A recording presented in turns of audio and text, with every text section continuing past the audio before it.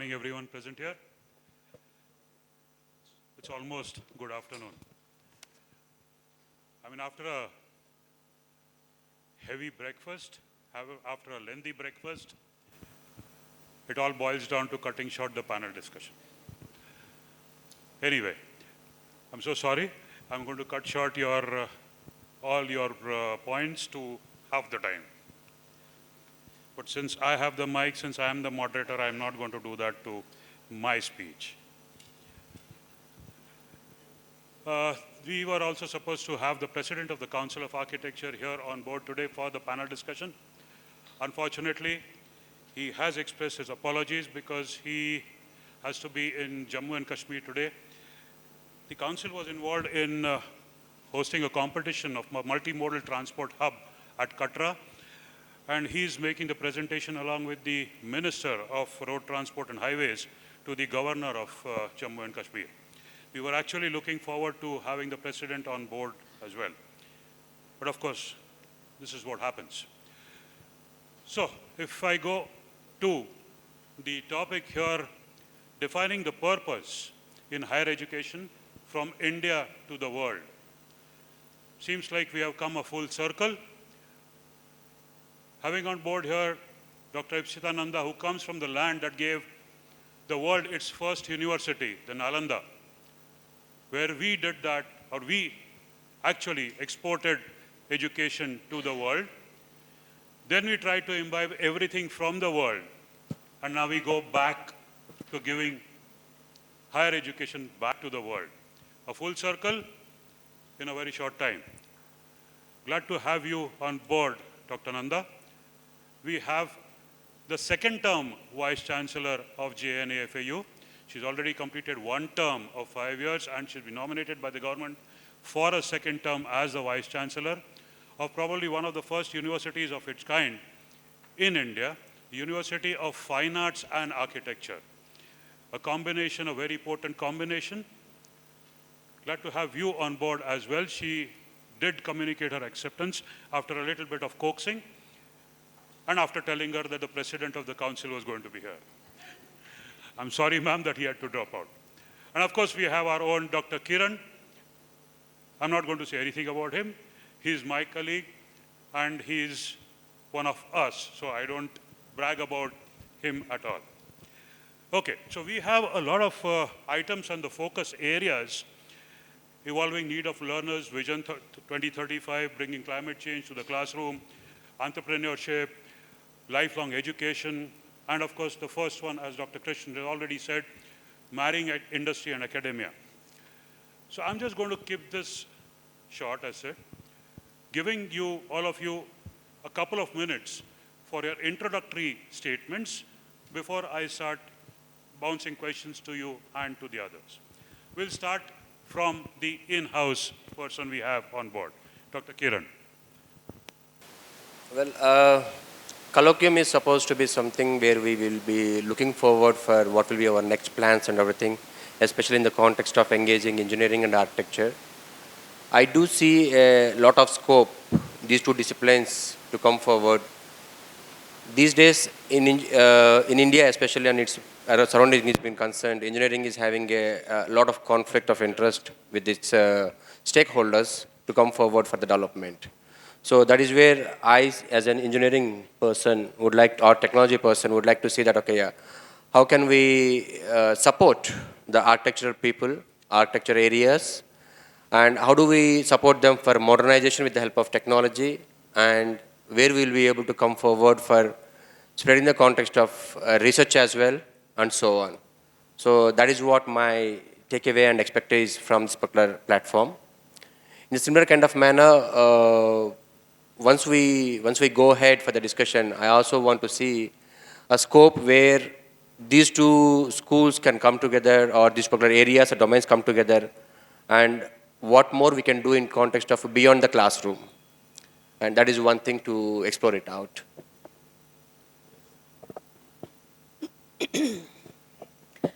Good morning to everyone.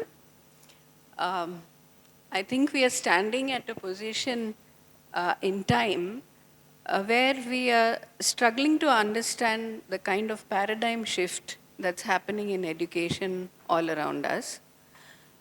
This was brought to us in a very forceful manner this year, all across the country, when the admissions in colleges started going down drastically.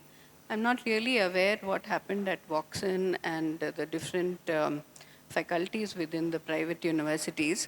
But in the state government, in the other university affiliated colleges to the state government, I think we have around 1 lakh plus seats in engineering, 1,08,000, out of which 72,000 were filled, and 90% of these were in the computer science and IT related sectors. Most of the other seats have remained unfilled. So there's a lot of change going on around us, and I even stopped to think when I looked at the figures of admission in architecture colleges. Is living in buildings going out of fashion or something? I mean, why would people want to stop taking admission in an upcoming field like architecture?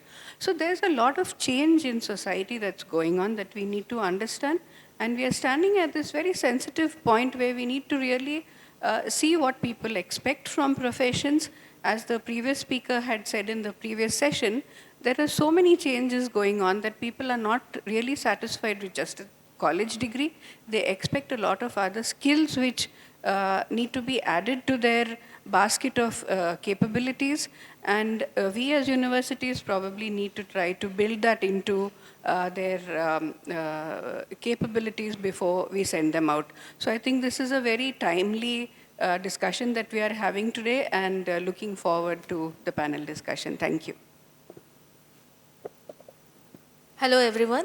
So actually we are leading the world, but while coming to the course curriculum design and all, it's really different, and we are not able to focus what to do, what not to do. So really we should work on local connectivity, global connectivity, and we should design the course curriculum with respect to the demand, like connecting industry with academia. So for me, as I'm a technical person, technology is like changing day to day. So focusing on that, like we should always concentrate on recycling the things. So like I'll throw the first question. The first question is almost cliched. There's a talk all around about interdisciplinary courses, interdisciplinary education, or multidisciplinary education. I'm going to ask you, and as we talked about in the previous session, the demographies of jobs are going to change. That is what Mr. Krishnan said. Are we making the students profession ready or market ready? Obviously not. How do we intend to change this for the students so that they get jobs in the future? So as per my views, like we should connect it with the industry. And like for demand, we are studying electronics communication, but with the specialization of data science. We are studying like mechanical, but we can connect it to the electronics, electrical, and so on, like designing, automation design can be connected with the vehicle, like we can say electric vehicles, which are these days trending. So we can connect it with all the industry. We can focus all this practical implementation things with our course curriculum. So it can be interlinked, it can be interdisciplinary. Like we can say that computer science, they can also come into this world of designing, because we can say that recycle is always going on, and recycle of design is very much in demand. So we can say that this is reconfigurable computing. So always all things are interconnected. So these days we don't say internet of things. It is internet of everything. It is internet of anything. And always it depends on the behavior of the things. So in this way we can connect it. So you're talking of combining curriculum, let's say, of two programs together and Yes. merging them Yes, together. yes. With the specialization of courses. Yeah. And that's good. I mean, internet of everything. I like that. So coming down to Dr. Rao, you have been heading a university that combines fine arts and architecture.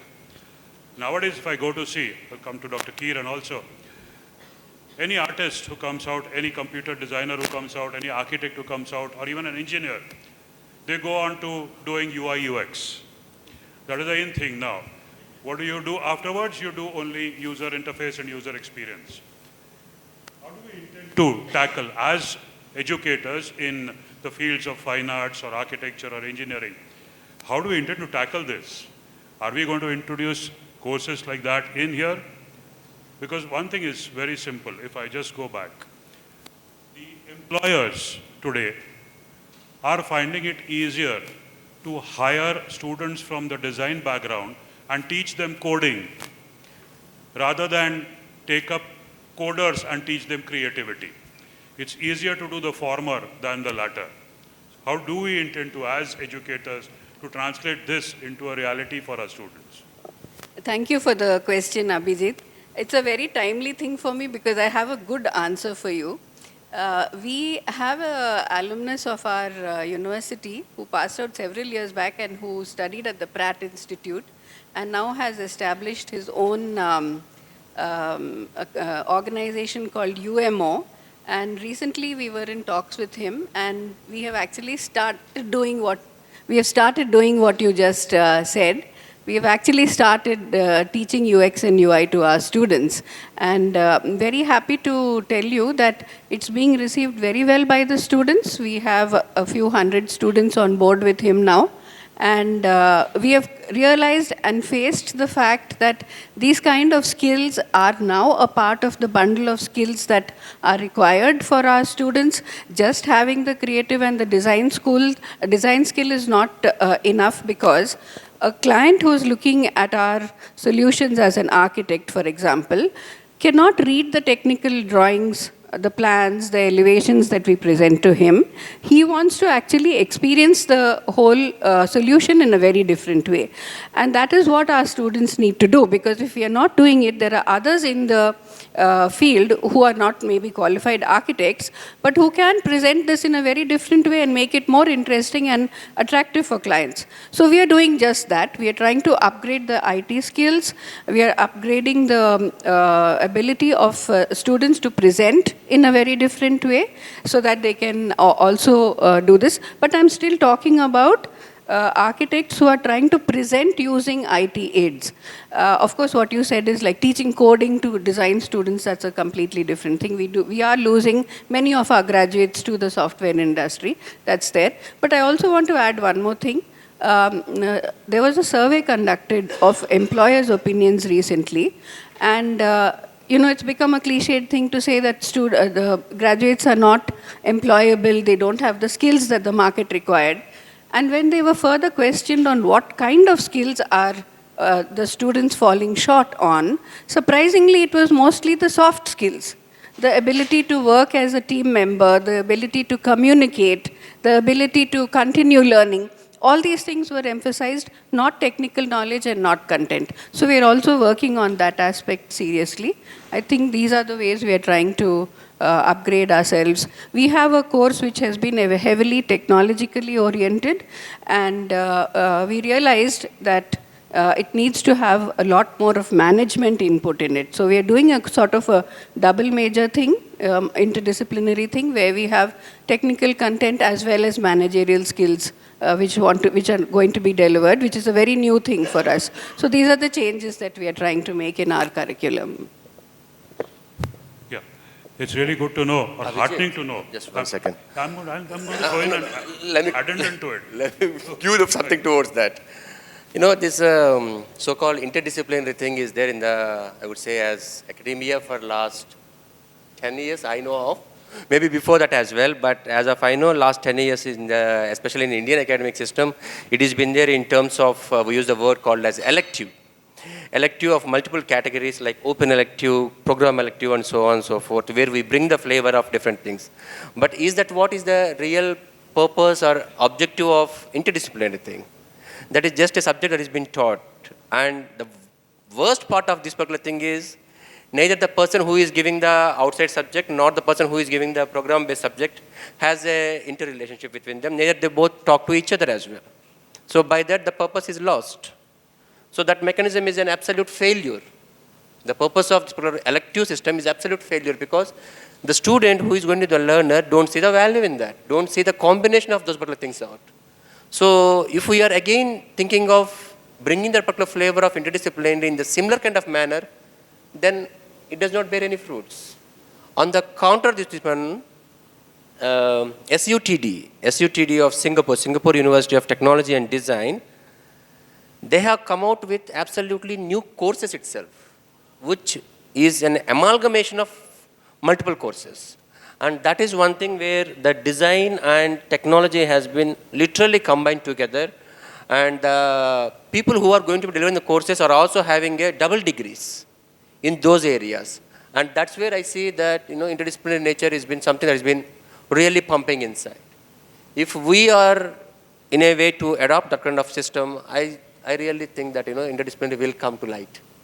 No, I think I'm going to ask you to add to it from the artificial intelligence or virtual reality point of view. That one is like, you know, these days, wherever you see that, including universities or companies, whoever is telling like, okay, we are working and doing an AI and everything up, it is all gold coated on the silver.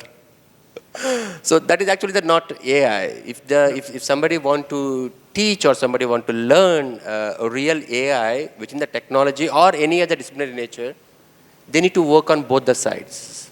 Just by having a course, if they are claiming that we are providing AI to the stakeholders, that is not something that has been done. No, but if you look at it from an architecture point of view or engineering point of view, I think we are looking at virtual reality also as a tool of... From a usage point of view, from a understandability point of view, from a delivery point of view. But does the student can work on that one? Then again a question mark. Yeah. They need to understand that technical perspectives of the technology development.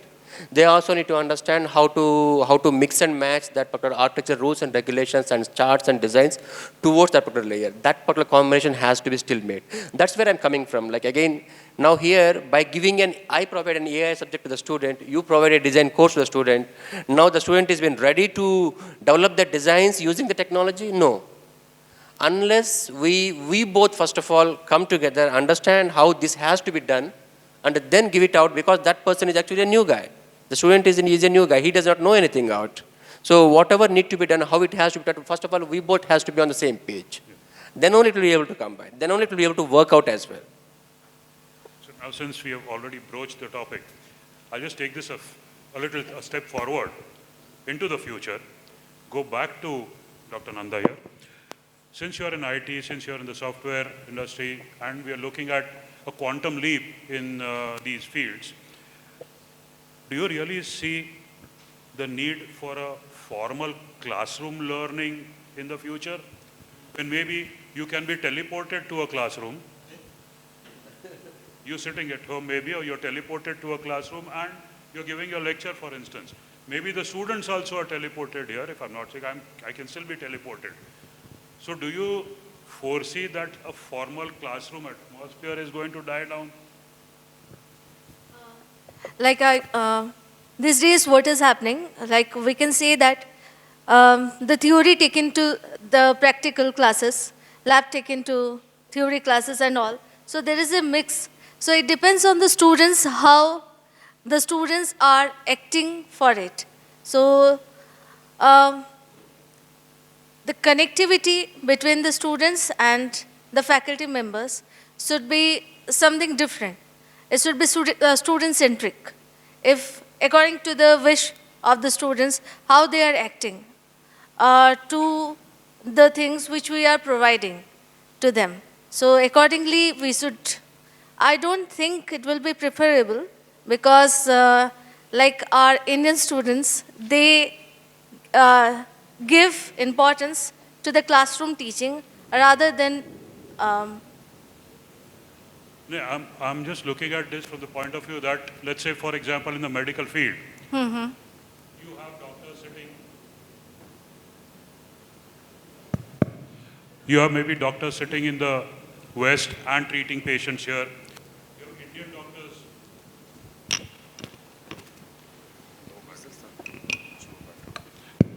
We have Indian doctors sitting here and treating malaria patients in the West because they don't know what malaria is. So if that can happen, tomorrow we can even have a robotic arm here perform surgeries and they're directed by doctors sitting there. If that can happen, maybe that can even happen in the classroom. classroom also, yeah. Where you can have, let's say, a professor from It depends. MIT. It depends. Yeah, being teleported here and giving a lecture here. Of course, what you say is right, that physical connect might not be there, but then you can access. I think Dr. Kiran can throw some light on this. I think we started that in COVID. Almost the first step was already taken in COVID. Yes. COVID has pushed technology like anything into towards all the fields of sciences. Most of the time that whatever the robotic operations, surgeries and each and everything that has been happening is already been there in the market from quite a time. But unfortunately, the thought has been there, but it is also necessary that technology should also be able to support. And the worst part of the program is acceptance of the technologies to the stakeholders has also been equally necessary. If you inform a patient that you will be treated by a machine which has a robotic arm, where the doctor is not here, and if you ask the concerned student, are you happy to undergo the process, the person will be like, okay, yeah, I'll find a different hospital. So these things are like, unless we develop the technology to its niche level of stability and later on goes to the level of acceptance by these corresponding stakeholders, until then, this technological support or whatever we have been thinking and doing is still a question mark. Like you said, the first part of it, whether we will be able to deliver the classes from anywhere to any time and so on. Yes, we can do. But again, will the stakeholder be happy by learning that means? Will the objective of the stakeholder will be reached? And if you look at from the other point of view, will the commercials of the delivery guy, whoever is the faculty or etc., will also be achieved or not? So all these also equally matters. If those are not been addressed, then the technology, by implanting the technology into the system, does not yield anything out. So acceptance is the primary key. The way I see it is the acceptance the primary key over here. So yeah, I agree. I mean, a patient would go to another hospital altogether if he finds out that he's not being treated by a doctor here. Maybe that better hospital might have a humanoid who can be treating him. Yes. So that can be a connect between, not, I won't say humans or a human doctor, but something which is more closer than a robotic arm. True. I think let's take a final round on, I like one of the focus areas, bringing common sense to higher education through entrepreneurship. That word, throwing common sense in higher education.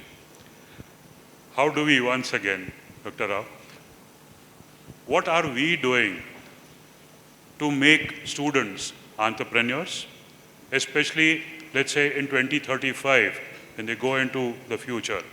Are we making them really entrepreneurs, or are we making them ready only to serve maybe as employees, or as we used to call it in our days during good draftsmen, for instance? Yeah, I just want to add a little bit to the question that you asked the previous panelists about how learning is going to actually move out of the classroom. I think this is the biggest shift that's going to happen very soon, or that needs to happen. When we talk about going to a college, whether it's a faculty member who's going to his place of work, or a student, we imagine ourselves going to the same place every day and sitting in the classroom, delivering lectures or attending lectures. Now, this is the biggest change that is going to happen. The course structure has been changed to get a lot of more practical knowledge into the curriculum rather than simply theory. And in our case, especially architecture, I think we've got to move the student out of the classroom into the field, into the sites, and that big change in the mindset has to happen for the teachers as well as this. So, although you spoke about remote learning when you said that we're not going to be sitting in the classroom, in our case, we have to move out of the classroom in a completely different way and make it more practical oriented. So I think that is the biggest shift that needs to happen in the mindset to make the learning more oriented towards the market and towards becoming professionals. And then your next question was regarding getting common sense, trying to make them entrepreneurs rather than just employees. I think now at least the message has sunk in to us that we are doing something wrong. There is something which is missing in what we are doing. And probably an architect is not informed or not informed of what are the managerial skills that he has to have if he's going to set up an office, a project comes to him. Is it really helping him? Is he breaking even on that particular project? What is the amount that he has spent on human resources on that project? Most of the architectural offices, I would safely say 95% of the architectural offices don't do that. We teach our students how to paint, how to become sculptors, but we don't connect them to galleries, to museums, and we don't really equip them how to market themselves as artists. So we have tried to now become conscious because, there's no escaping this fact now. There's a lot being spoken about it. And we are going to add, we are on the brink of working out the syllabus for it, a management course, accountancy, and PR, how to present themselves. All these are things that we want to add. We are just at the beginning of our journey, but I think it's extremely important because we are living in a silo. We are not connecting to the world around us. And by trying to do that and by imparting these skills, we hope that they will see their roles not as one direct link that you do this course and you have to become this, but we want to open a very diverse number of openings for them so that they can visualize themselves in different roles, including that of entrepreneurs. Thank you so much. I'll take to Dr. Nanda. Can you take it forward? Let's say, for example, we know that you teach students of computer science, technology, and then finally, just like our students end up as draftsmen, your students end up in the call centers. Are we doing anything to go a step beyond that? I'm sorry, that is a pretty harsh word, but that is what the reality is like. Dr. Abhijit, you are true. I don't deny it. But we can try. We can try in other end. Like we can give them an opportunity for giving their innovative idea, sharing their innovative idea for startups and all. Like technology is everywhere. So as we can connect agriculture world with the technology, so agri-tech, we can pursue that and give them an option that they can share their idea and they can start with. Whether they will be successful or not, it's no worries, but they can at least give it a shot. Give it a shot, yeah. So. Yeah, thank you so much. I wore my watch back again. I saw it's almost 30 minutes, past 30 minutes, the allotted time to us. Been entertaining, no doubt. And just like Dr. Rao said, we have to take the students out. And as architects, that is because we can't get the sites into the classroom. Finally, I think as a speaker, as someone who is on the stage, I would definitely not like to have a teleported audience here. I'm glad that I have a physical audience here, an audience that is multitasking. In addition to listening to us, they are doing their own work. Fantastic. Thank you so much for bearing with us for half an hour. Thank you for giving us at least half an hour.